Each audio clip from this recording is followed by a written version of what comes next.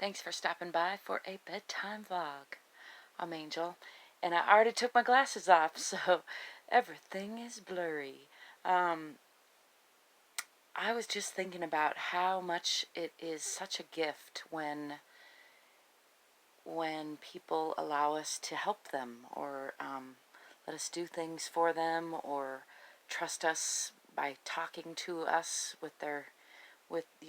I think a lot of times, let me back up and say, I think a lot of times we think of it as a burden, or maybe not a lot of times. Let me back up again, try that one more time.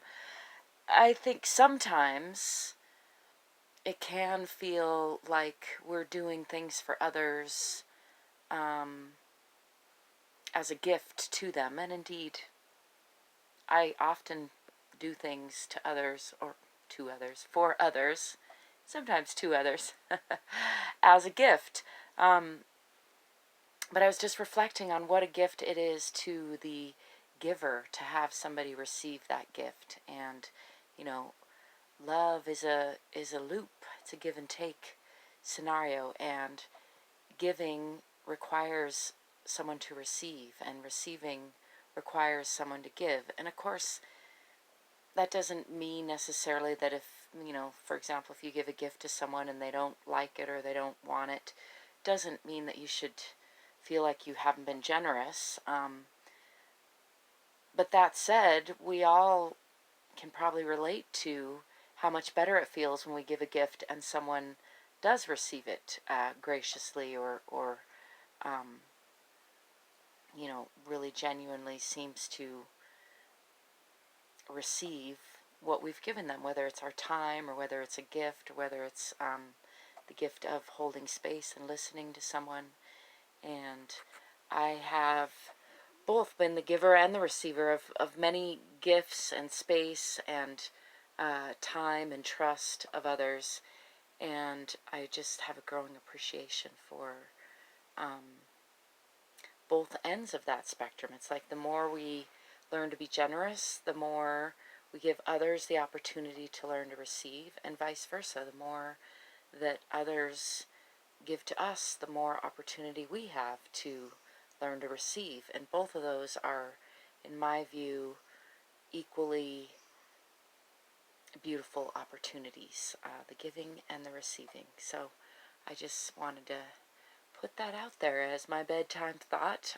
I'm feeling super grateful for both people who've given to me and people who have received from me. And I have a couple appointments coming up in the near future where I'm going to hold space and listen to people. And I was just reflecting on how lucky I am that people trust me enough to hold that space and talk to me. And in the last week, I've had people give to me, and it feels really good to be able to receive the gifts from others. And again, what a lucky person I am. And conversely, or in the same loop, I have given to others, not necessarily the same others. I think we're all connected. We're all one ultimately. So when I look at things that way, it's really easy to see how giving and receiving is really the same opportunity, just like from two ends of the same stick, right? That's a weird analogy, but of the same gift, let's say. Yeah, I'd love to know your thoughts on that. Do you prefer giving, or do you prefer receiving? Is one harder than the other to you? And can you see how improving your ability to do whichever one it is that's more difficult? I think most of us have one or the other that comes more naturally and that feels better. A lot of people like to give gifts and aren't very good at receiving gifts. And conversely, some people just kind of receive gifts but aren't very good at giving gifts. I feel like I've been on both ends of that spectrum as far as room to improve, and I guess that's why I'm feeling really grateful that I feel like I am improving in both those ends of the gift giving and receiving spectrum. Love to know your thoughts. As always, you can find ways of connecting with me and supporting me in the description, and I hope you give me a thumbs up, subscribe to my channel if you haven't already. Let me know also in the comments if there's other topics that you would like me to consider talking about. I love suggestions.